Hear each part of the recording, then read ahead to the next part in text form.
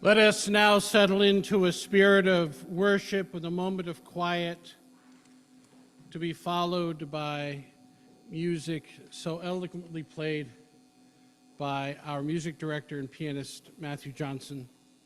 You are also invited to light a silent candle of joy or sorrow at this time.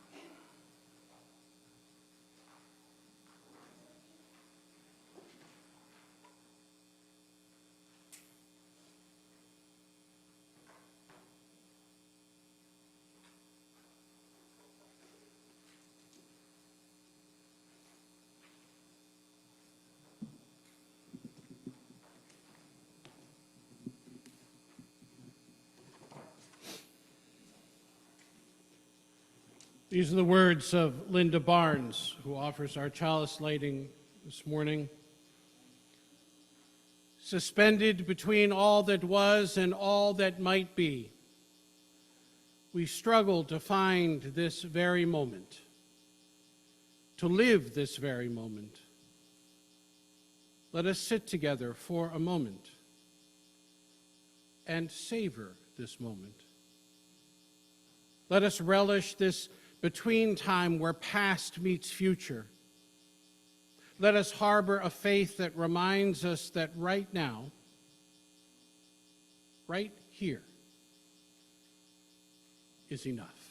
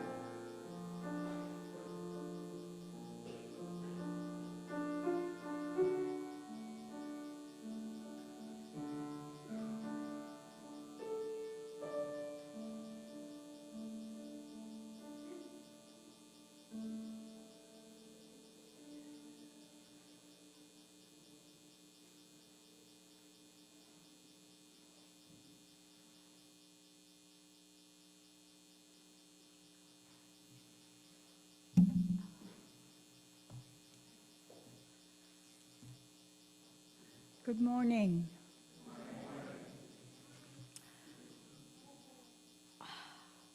Let's see. I found it.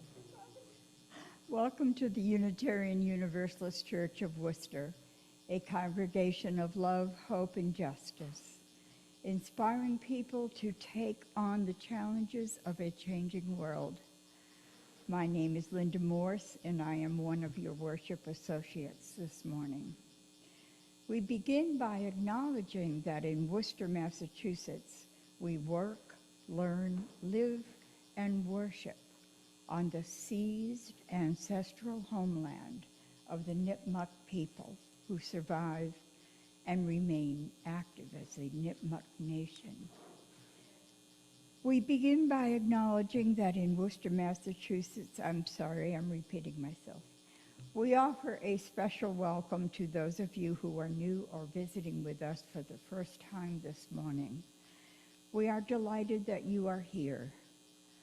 We hope that you will join us in Fellowship Hall following the service for refreshments and conversation.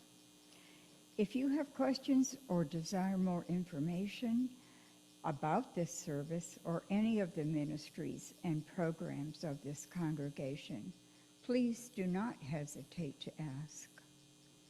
We invite you to fill out one of the cards found in pews, and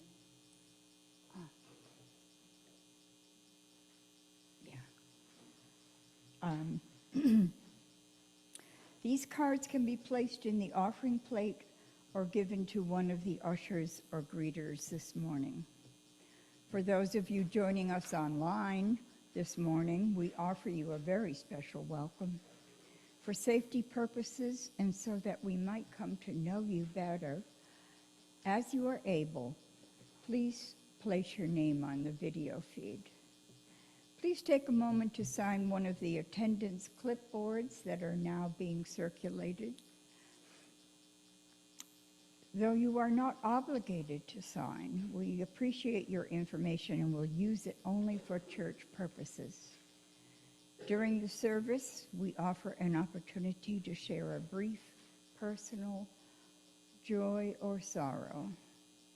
If you would like yours to be read aloud by the minister, please print it on an index card in the pew and drop it in the collection plate when it comes around. These cards will also be posted outside the minister's office to be shared with our friends at other services. For those online, you can place a joy or sorrow in the chat, and we will share it during this time in the service.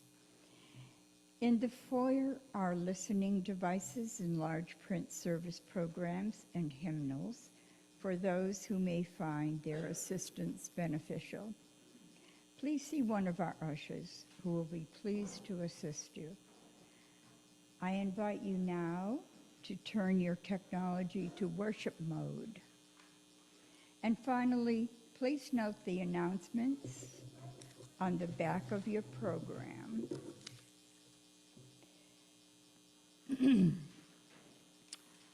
There will be time for short verbal announcements following the postlude.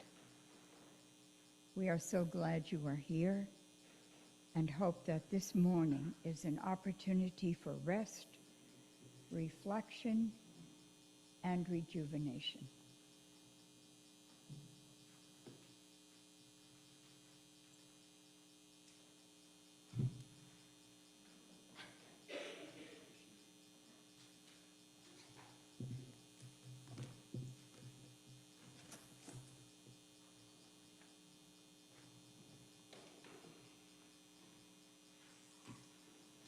Good morning. The opening words today are by Kyle Johnson. The miracle in the mundane, O Spirit that moves in all things, great mystery, whose reach spans beyond the cold, distant edges of our universe, and yet is present within the vast subatomic emptiness, coursing through every fiber and every breath of our being, and through being itself. Help us to see the miracle in the mundane, to see the crystal stars, the shape-shifting clouds, the patient trees, to see each other through fresh eyes, for it is so easy to forget what we truly are and what we've been given. As we move through our lives, let us remember to see through the mundane to the miracle beneath, and to perceive that common substance that gives birth to our myriad forms. That mystery that spans beyond the edges of the universe and yet infuses our next breath. And let this foundational awareness guide us on our paths as we work towards peace and fight for justice, while always informed by a spirit of compassion. May it be so, and amen. Hi, I'm Anna Gregory, and I am part of the auction committee, and I just wanted to give a brief announcement. So, as many of you are aware, the annual craft fair will be here on Saturday, and that is also the opening day for our auction. So just keep your eyes peeled for announcement in the message to get the link to the auction, and let's just hope for some great profits for the church. So keep your eyes open. And thank you for everyone who's helped me collect the gift cards and also to give different items. Thanks so much.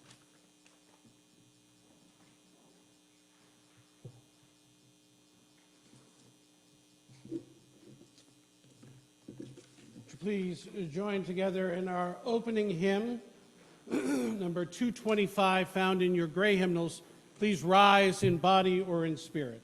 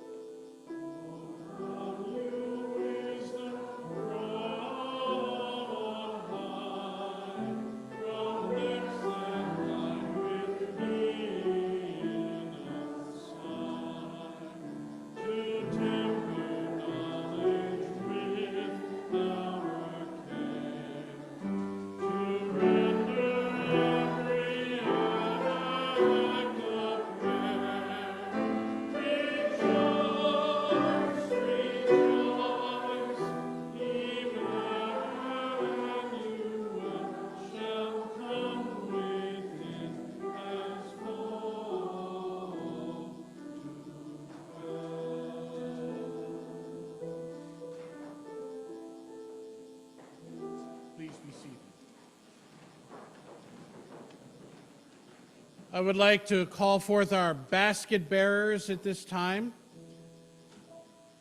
These participants in our religious exploration program on a weekly basis in worship continue their ministry to provide resources for the emergency fund of this congregation.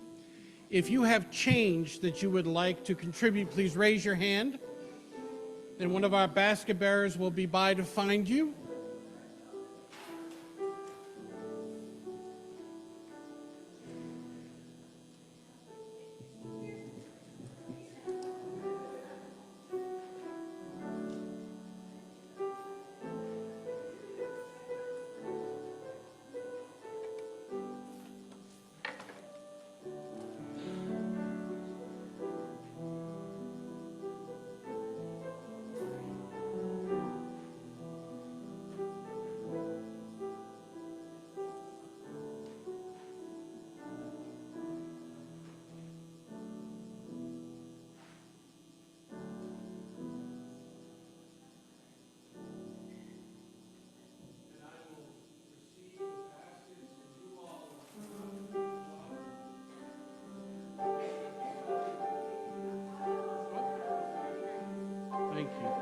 Spirit of love surround you everywhere, everywhere you may go.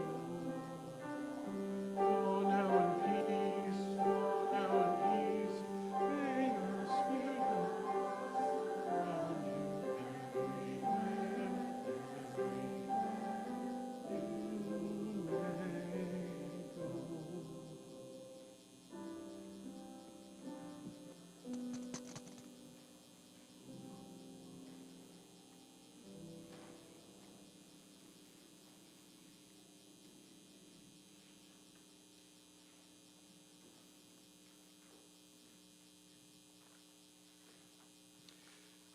So there is a story that I have told, I think years ago in this congregation, that's told by a number of contemporary writers. One of them is Megan McKenna. How many of you know the story of the abbot and the rabbi? Oh, good.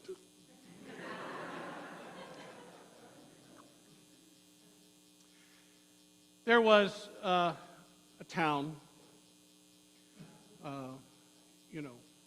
far, far away and just around the corner. And it was kind of in a slump. It had just experienced an election. Some people were very frustrated, others were curious about the future, some cheered it on. And it was just about the holidays. In fact, Advent was just beginning, and people were trying to figure out their own emotional state in the midst of this. And there was, in the center of town, a congregation that was led by, well, the story is about a monastery and an abbot, but we're not going there. There was a minister and a congregation, and the congregation, was just trying to figure things out, and the minister knew that this was very difficult and had the practice of going off to his ministerial friends and talking with them on a weekly basis. They called it Bible study, but it really was, kvetching, right? And said to them, I really don't understand what's going on. I mean, I do understand what's going on. I don't know how to fix it.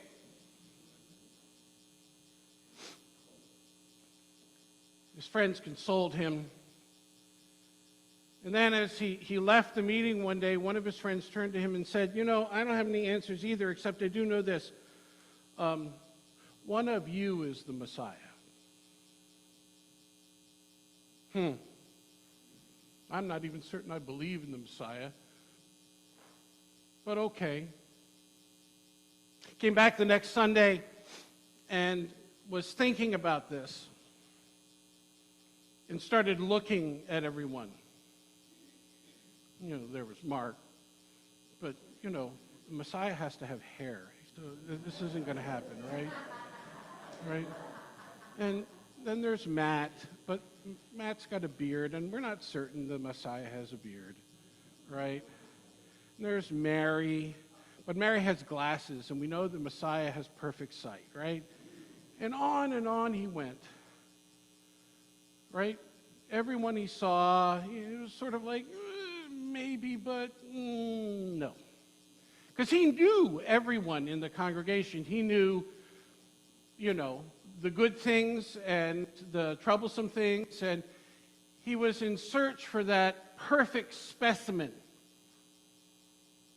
And one day he let it out at a meeting of the HR committee that he had been told this, and of course HR is not supposed to say anything to anybody about anything, but somehow the rest of the congregation found out, right? And people started looking at each other. But then something interesting happened. Because no one knew for certain, they started to treat each other differently, right? They started to smile differently at each other. They started to almost bow in each other's presence. They began to treat each other as though they might just be the Messiah. And the ambience of the place shifted. You know, prior to all of this, they were in a mood, right? The election had really done something quite strange. Everyone was sort of off kilter. Maybe not everyone, but most. But in this moment, they started to see something different in each other. And the mood of the place changed. But what was even weirder is that everyone who started coming into the building started noticing this strange behavior.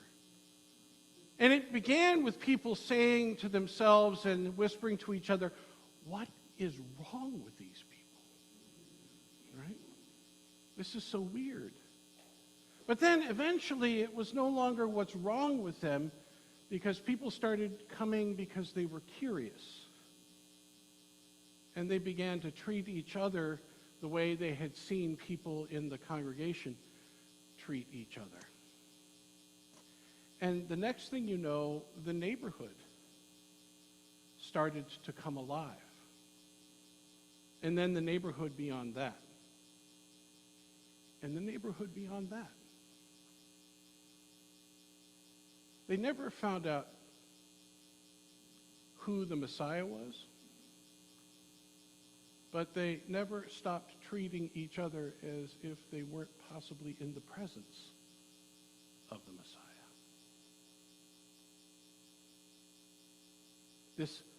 This idea of presence. On this first day of Advent, I think that this experience that we have within the Christian tradition of anticipation would be well for us to remember the art of presence. Because anticipation has a varied kind of history, does it not? How many of you anticipate in a way that is actually healthy? Is there anyone here who does anticipation well? I sure as hell don't, right? Anticipation for me is asking my wife for the fourth time, "So what did you get me?" And my wife saying, "I've told you before, I'm not telling you," right? And then me continuing to wonder if I got her the right thing, and wondering whether or not all of the stuff that's been planned is going to actually work out, and whether the house is going to be clean enough for the guests, and whether or not we're going to have the kind of food we want to have, and whether or not the bread is actually going to bake the way it's supposed to bake, and on and on and on and on, right? And that doesn't even include the, "Jesus, I have to spend time with so-and-so, and I hardly think that I have the patience," right? Because that doesn't happen to any of us, right? That's anticipation, is it not? But not really.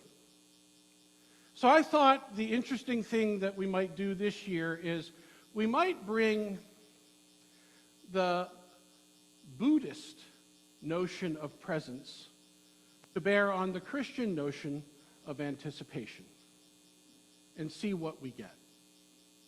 So I turned this week to a fellow named Michael Dillon Welch, who's really talking about the Buddhist practitioner Jack Pentranker, who wrote an article a while back in Tricycle Magazine. Any of you familiar with Tricycle Magazine? It's a good magazine for those who are interested in Buddhism and its many modern trajectories. And in this particular article entitled, it's an essay actually entitled "The Present Moment," Petranker, Petranker talks about 4 different kinds of presence. The first one that he describes is something that he calls therapeutic presence. Right? And therapeutic presence in its simplest form is this. It is the art of letting go of the past and letting go of the future. Right? So that we don't have to be consumed, says Welsh, by regret or worry, or by reliving or anticipating, by fantasy or daydream. Now, how many of you can do that? Simply be in this very, very moment without having the past sort of come rushing back in, or some concern about the future take over your imagination, right, and your emotional self.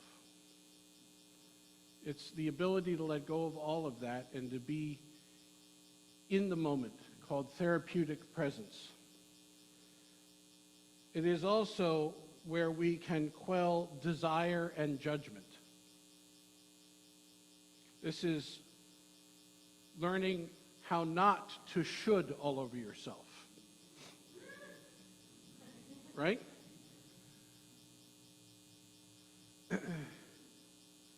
And when Petranker talks about therapeutic presence, he starts quoting wisdom from antiquity, and he turns to Marcus Aurelius, who says, "If you separate from everything you have done in the past and everything that disturbs you about the future, and apply yourself to living life that you are living, that is to say, the present, you can live all the time that remains to you until your death in calm benevolence and serenity."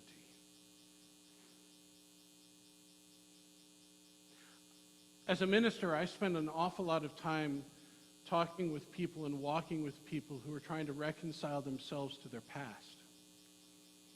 And I am always amazed at the courage, but also at the weight that the past has for most people, and how much carrying that past actually inhibits people from living in the present and in the moment. As though the art were to reconcile oneself with where one has been in order to be in the present. And yet, really, our spiritual masters from almost every religious tradition have said you can do nothing about the past. My very simple favorite kind of example of this is from The Lion King. Remember the movie The Lion King, right? When the baboon smacks the little lion on the head, and the little lion says, "Ow!" And he says, "What was that for?" He says, "It's in the past. What does it matter?" Right? I think that that's part of what this particular time of year asks of us, is to try to let go of the way that the past has a grip on us and allow the past to simply be, including all of our glorious incompleteness, by the way, right? Because perfection is not a thing, despite the fact that many of us continue to try to strive for it. So letting go of the past, and then the art of letting go of the future, this notion that somehow we can predict and make happen whatever it is that's going to happen. And instead, concentrate on our own integrity. Right? The ability to be present in the moment in a way that is not predictive of the future, but is manifest of what is supremely possible right now. And in my own life, I've discovered that that allows me to enter the future a whole lot freer and a whole lot less tense than I would otherwise be. Because there's, as much as there is a lot of energy about reconciling ourselves with the past, There's a lot of anxiety about stepping into the future. Right? And learning how to let go of that anxiety and just simply be present in the moment is a real art form. But it is also what I think is supremely creative about Advent. We know that Christmas is coming. It comes every year, right? Every year. It's not like we're going to miss it, right? And so the question is, if we know that it's coming, why are we worried about it? Right? We also know it's going to be over, right? That's also important knowledge. But the ability to stay in that moment, in the moment that you are in, is profoundly important. And then beyond therapeutic presence is something that Petranker calls joyful presence. And by joyful presence, Petranker talks about cultivating the full appreciation of the rich experience available in each moment. So, talks about think of the practice of slowly, mindfully eating a raisin. Right? Anyone ever mindfully ate a raisin? One? That's about the right percentage, right? You know, I didn't have a raisin, but I have a grape, right? I'm not going to eat it in front of you because that's just, well, anyway. So, it talks about, that's right, I'm going to wait for it to become a raisin.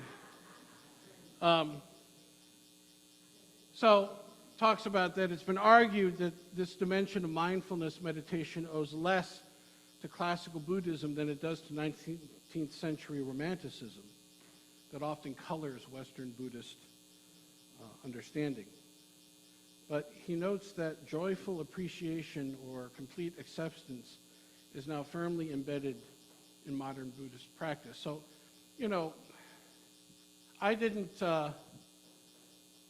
have raisins because I thought that'd be too easy.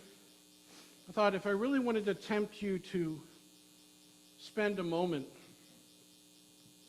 contemplating this, you would have a choice, right? So each of these bowls has a choice. You can either pick a very, very small marshmallow, or you can pick a double-stuffed Oreo cookie. Oh, you know who you are, right? The idea is not to just simply consume it, right? And to let it consume the moment with you, right? Let the experience have its own time.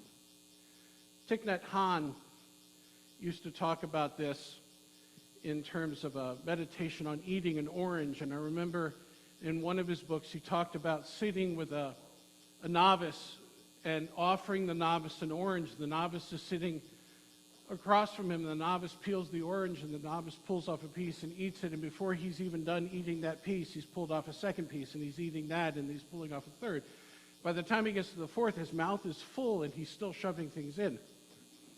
None of us ever do this, by the way. But what he talks about in that moment is he's not really consuming the orange, right? He's being consumed, right, by hunger, by the experience of eating over and over. So he's not experiencing the orange. He's really not experiencing the exchange that he's having with the Buddhist master. He's being consumed by the act of consumption. And so here's my challenge to you.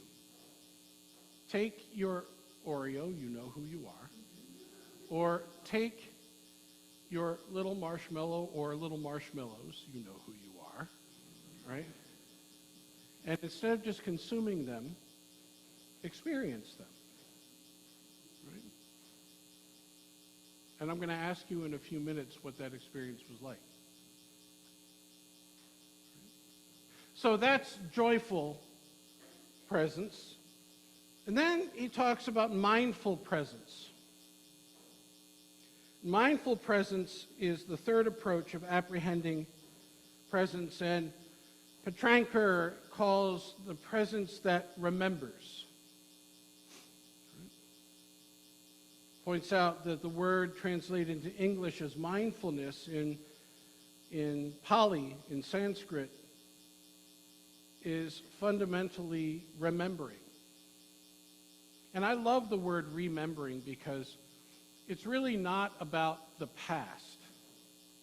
It's not about something, it's actually about reconnecting, right?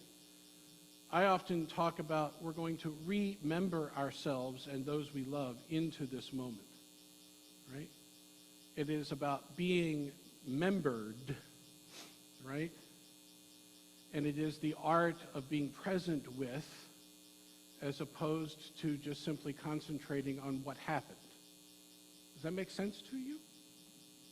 How many of you in the holiday, during the holidays, have those moments of memory, right? Where all of a sudden you find yourself back, right? Christmas morning is famous for me with that. In my household, it was always, we had to sit at the top of the stairs, and my parents had tied ribbon that went all the way around the house, and my brother and I had to follow our own ribbons, which usually took us underneath the dining room table and around half a dozen chairs, and then out into the kitchen where my mother would try to shove a piece of peanut butter toast in her mouth before we headed to the living room, right? All of those things. And I don't live in a house with stairs, so my children have never experienced that you have to sit and wait, right? You have to sit with your excitement, kind of a thing. But I have that moment where I bring that very feeling into myself as a way of honoring the fact that this is exciting. This moment has the potential to be very exciting, and that's really important.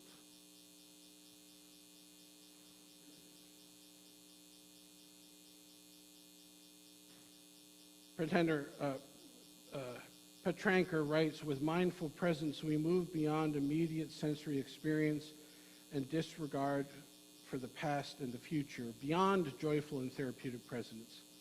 And then surprisingly, he adds, in fact, mindful presence might seem to take us out of the realm of the present moment attention entirely. This sort of mindfulness has something larger to offer than mere therapeutic or joyful presence. The essence of this is actually found in the work of another favorite person of mine, the poet Mary Oliver, who writes in her poem, Mindful, every day I see or hear something more or less kills me with delight, that leaves me like a needle in a haystack of light.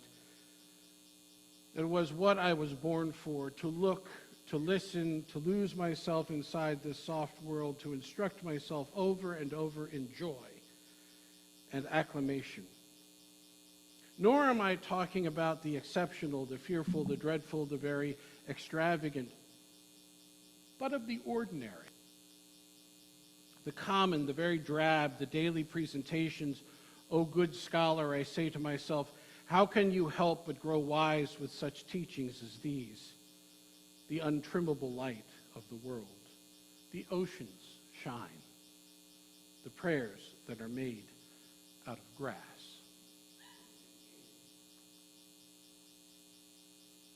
Finally, Petranker offers a fourth category of presence, which he calls active presence. Right? And this is a more transcendent way of practicing attention in the present moment. He calls this active presence. It is a matter, he says, of choosing how to act in this present moment, embracing all three of the other kinds of present moment attention. In therapeutic presence, you remember that, right? You actively choose where to focus your attention. In joyful presence, you actively choose how to react to your experience. In mindful presence, you actively choose how to make sense of your experience. As an open-ended engagement with experience, Petranker says, active presence puts everything into play. Active mindfulness is not an attachment to the present moment, but an actual letting go. Petranker then invites his readers to take the present moment plunge. He quotes Seneca's phrase, here translated into English by Pierre Hadot, plunging oneself into the totality of the world. It is Petranker describing this commitment as the heart of active presence of being here now, or having fearless presence or total involvement, holding nothing back. Reminds the writer of the article, and me as well, of Dag Hammarskjöld's notion of saying yes to life that he outlines in his book Markings. Petranker concludes by saying that active presence offers a way into the deeper existential and universal concerns of the Buddha that were raised through the Buddha's teachings. And that through active presence, when we engage the present, we engage the whole of our lives. And when we plunge into the world, we accept the whole of what is. Which is a very complicated way of saying, as much as we spend time preparing for the holidays, what we are often doing is trying to control the experience. And instead of spending our energies trying to control the experience, maybe we ought to be grateful to just have it and to respond authentically to it and to wade into whatever it is, not to stay away from Uncle so-and-so because they are a rabid political whatever, but to accept the fact that that is in fact the case, and to not allow ourselves to be caught up in it, but instead spend our energy doing those things that give us joy, and in turn give joy to others. To be present, right? To be a presence is not about control. It's about authenticity. So be authentic. And may your Advent and your holidays give you delight.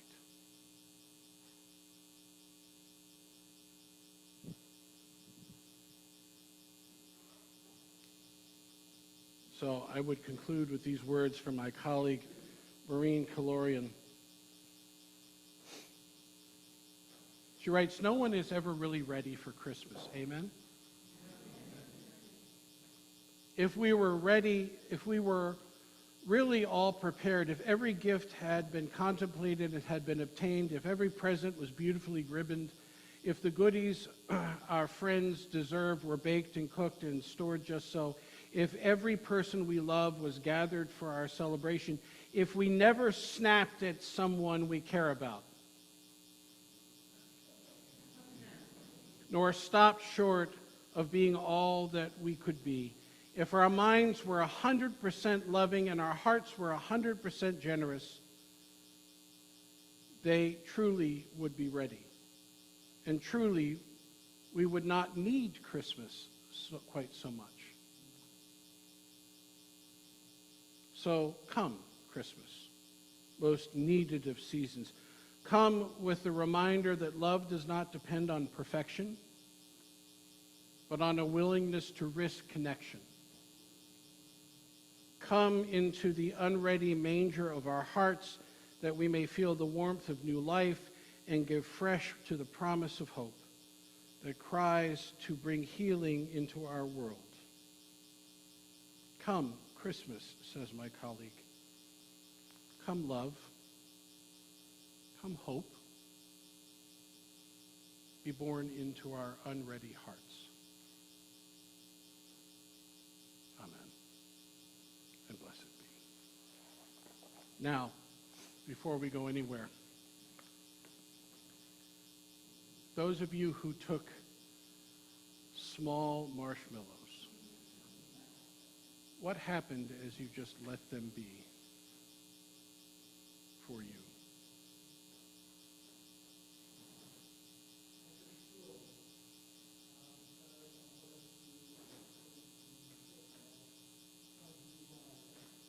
Yep.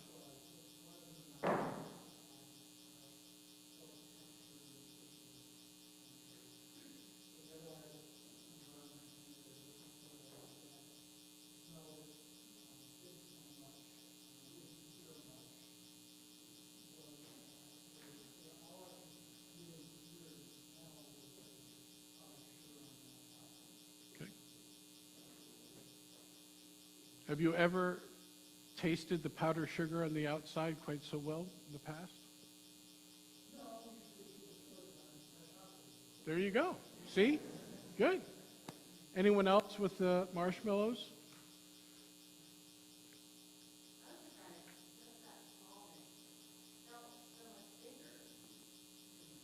Mhm.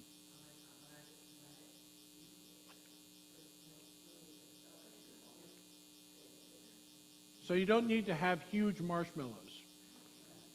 I made the mistake this year, this summer, of buying the super huge marshmallows for s'mores. Never again, right? So, anyone else with the marshmallows? How about those of you with, oh, go ahead. Mm-hmm. Mm-hmm. Sweetness, not having to have huge amounts, texture, all things we can claim for ourselves, not just with marshmallows, but with almost every experience, yes? How about those of you who took Oreos and you know who you are?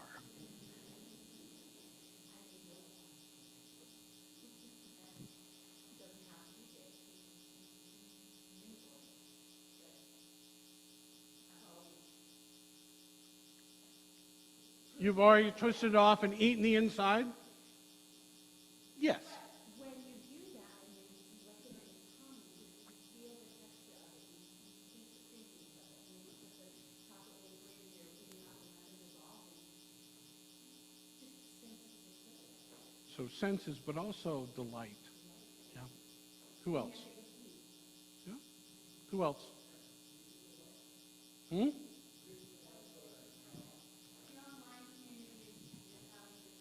Oh, okay.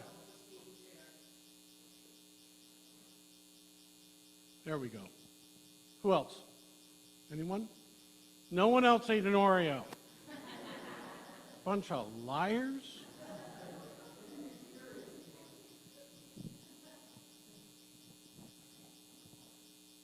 So I'll be crystal clear and say I took an Oreo because I don't do marshmallows. Excellent idea. Okay. Mm-hmm. One of the things I love about Oreos is that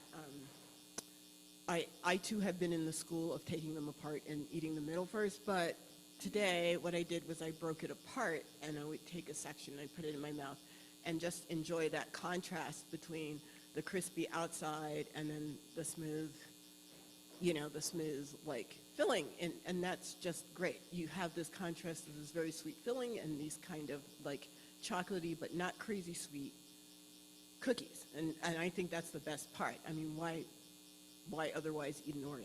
There you go. I hope what you're hearing. Go ahead. John. We invited our online community to experience something at home. Yep. Sure. Absolutely. Here. Thank you. We wanted to include our online community in this opportunity. So we invited them to experience something at home and share here if they wanted. Laura Lenahan wrote, she was experiencing an orange, and it brought oranges in our stockings. Every year our grandmother gave us those. Once One was a sign of plenty. And Reverend Cheryl Lachey has shared coffee. Slowly sipping it, I can taste so many layers of flavor, and the warmth leaving me with dry bitterness, beckoning me to drink again.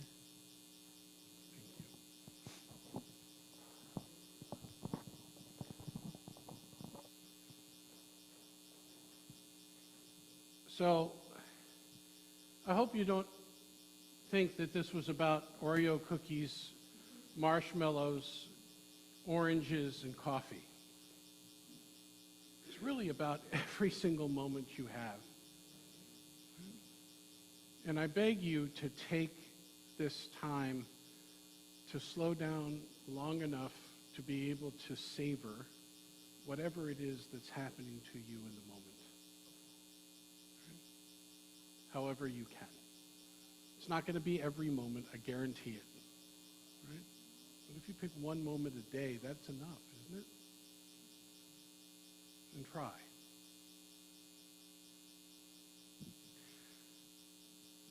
So we come to that time in our service when we're given an opportunity to share what is symbolic of our own efforts, our own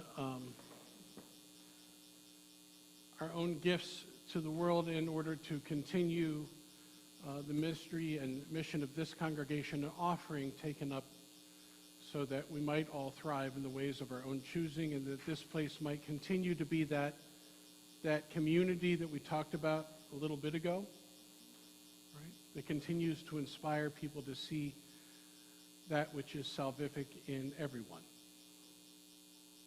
And so it is that we take up a morning offering today. For those of you who would like to contribute using online, you're welcome to text 508-231-5335 and follow the instructions on your screen. At this time, the morning offering will be received.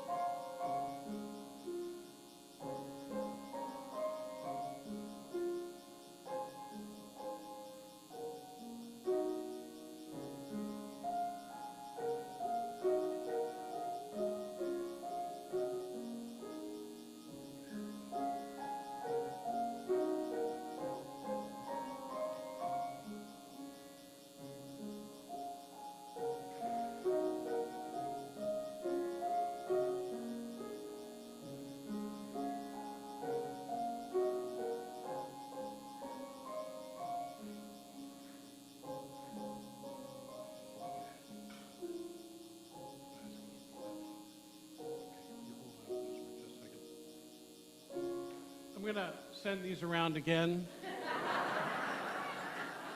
because, but I'm going to make certain that our musician gets one first. Yeah, Oreo could have predicted that. Here, go ahead, pass it. Yep. All right. Now, thank you so much.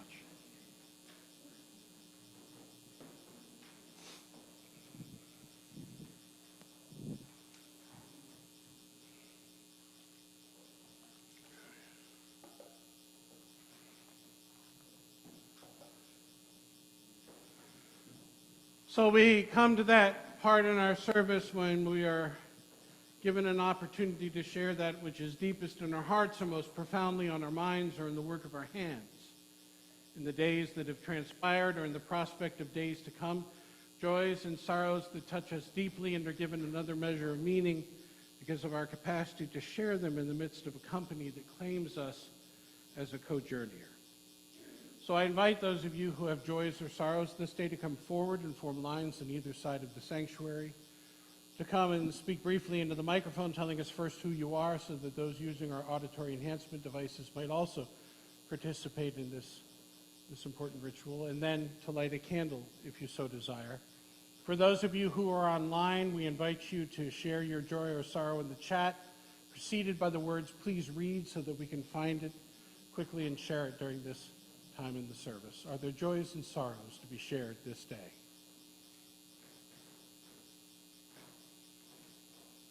Go ahead, Boyd.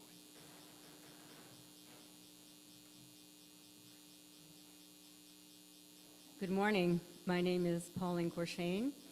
I'm the shoebox lady. It took us 2 Sundays for us to commit to all of the kids that we had on our list. Woohoo! And then, I think it was Monday evening, I received a message that there were 3 more kids who were involved, let's say, in the program that hadn't been before. Well, last Sunday, I had to turn people away, which was not the norm. And so I immediately contacted a couple of those people, and right away they accepted to take on these other kids. And this morning, someone who hadn't been here in a few Sundays came up to me and told me she wanted to do a shoebox, and there was the 3rd one. So you're a great group. You're just a great group. You make my life easier around this time. Thank you. In addition to those shoe boxes, there are on our tree a couple of envelopes for families that we desire to provide presents for as well. So if you haven't had a chance to participate and want to, please see the giving tree for ideas.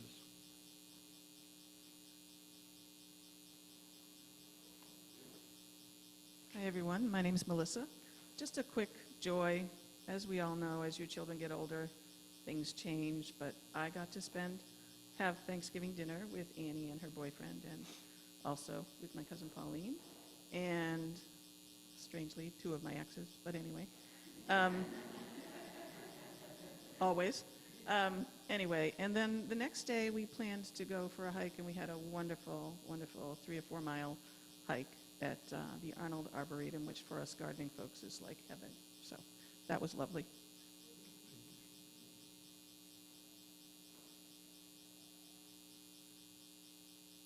My name is Courtney Brooks, and I decided to tell this piggybacking on the idea of being authentically present. It's not just for you. I mean, yeah, you. It's for the people around you benefit. My uncle passed away. It's okay, he was suffering, so it's good. But I wanted to tell you that he was one of 3 people in my world who made me feel like the cat's meow. And that's because when he was with me, he was authentically present. And I knew I was special, and I knew he was rooting for me. And he was always like just really there when I was there, right? He wasn't somewhere else. So I just wanted to say that when you can do that for others, especially for kids, it really fortifies them, because I'm part who I am and the strength that I have because I had particularly 3 individuals who made me feel like that. So, there. Thank you.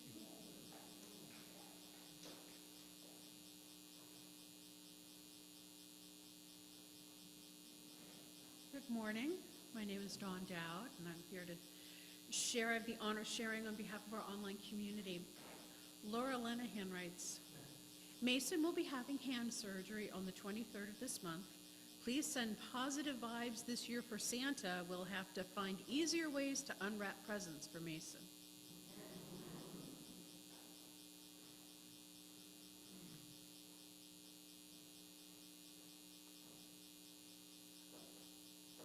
Hi, I'm Paul. And when I was going to the UUCW in Grafton, they opened up the service with, I found it in the book. It's the reading 452, which was "Life is a gift of which we are grateful. We celebrate the mysteries and glories of this, great gift." And so I'd like to thank you for the cookie and the marshmallow. But on a serious note, I've heard this in the movie, one of the Raiders of the Lost Ark movies, and it says, like, life has a way of giving you gifts as you go up, and as you get older, they take them away from you, or take them back. And I've lost some friends this year, and the whole year has been a challenge, so shall we say, and I miss them. But there's one other thing, that the new gift is I have new friends in my life, that accept me for who I am, including me. I'm accepting who I am. That's a difficult project. Yeah. And one last thing, this afternoon I'm going to have a tree trimming party, and if somebody'd like to come over, help me trim the tree, I'd welcome that. I'll have cookies. For those of you who didn't get enough already, let us be in the spirit of prayer and meditation. Spirit of life, source of our inner and outermost being, we come with thanksgiving in our hearts. We come remembering those whose energy continues to be part of our lives, whose presence was that of not just attention, but joy and love. Mindful this day of the myriad challenges we have for those who are facing surgeries, and for those whose health is desirous of healing and wholeness. Help us be not just mindful, but heart-filled for the opportunities to be present to ourselves and to each other in ways that create joy. During this season of Advent and anticipation, let us not be consumed by worry or anxiety, but filled with the possibility that every moment can bring us closer to love. Amen. And blessed be.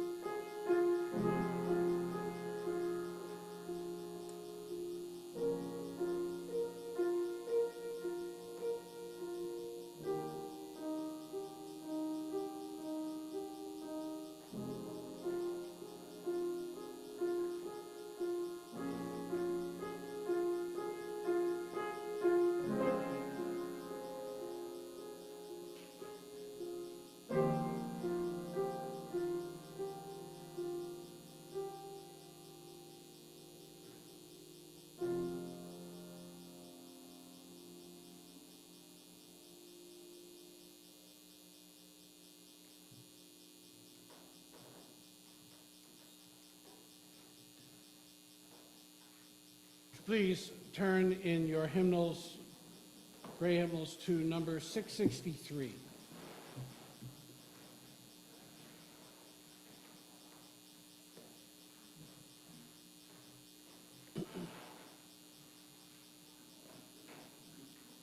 words of Margaret Starkley. With mounds of greenery, the brightest ornaments, we bring high summer to our rooms, as if to spite the somberness of winter come.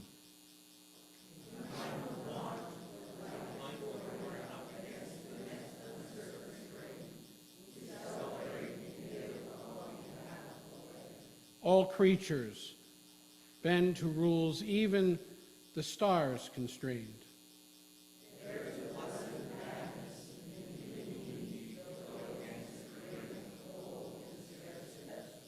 We make a holiday, the rituals varied as the hopes of humanity.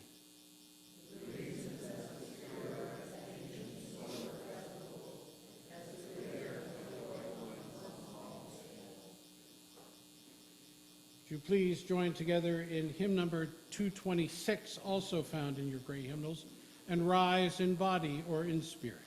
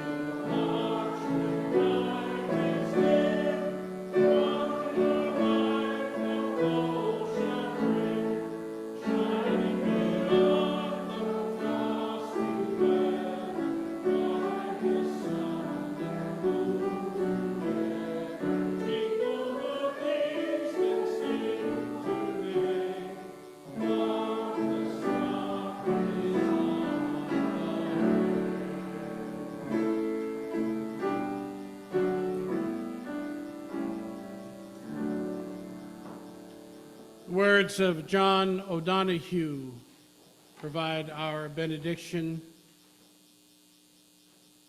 May you awaken to the mystery of being here and enter the quiet immensity of your own presence. May you have joy and peace in the temple of your senses. May you respond to the call of your gift and find the courage to follow its path. May warmth of heart keep your presence aflame and anxiety never linger about you. May your outer dignity mirror an inner dignity of soul. And may you take time to celebrate the quiet miracles that seek no attention. May you experience each day as a sacred gift, woven around the heart of wonder. Amen. And blessed be. Please be seated.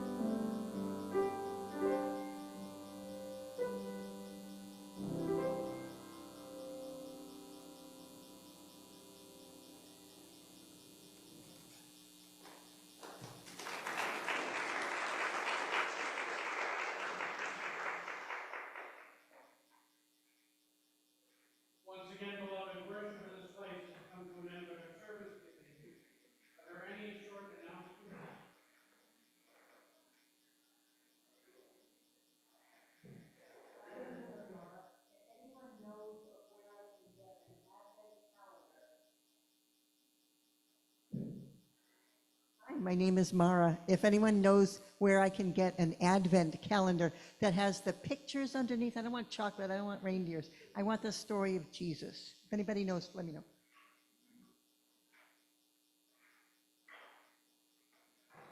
Hi, I'm Kim. Our game nights are generally the first Friday of the month, but this month they are the second Friday of the month because it is time to set up for the craft fair. But really cool thing, thanks to Ken, we now have a QR code. So I'll make sure this gets in the message, but this is also on the board, so when you leave at the end of the day, you can sign up. You can sign up any time of the month. You don't have to wait to the day before, so that we know how many people we need to set up for and pizza and that sort of thing. So QR code, thanks, Ken.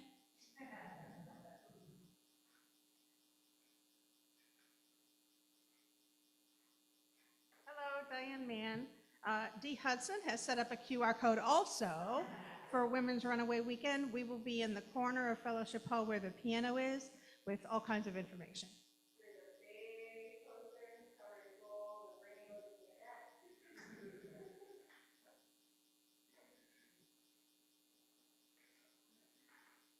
Hi, Dawn again, but I'm going to be Reverend Cheryl Lachey. If folks would like to participate virtually in the church fair, let Cheryl Lachey know, and she will facilitate.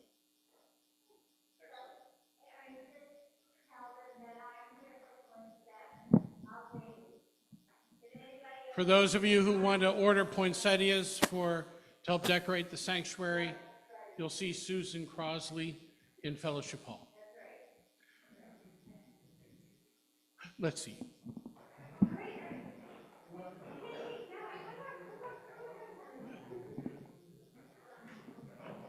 I'm just to remind everybody, the craft fair is from 10 to 3 this Saturday. Please, please show up. Thank you.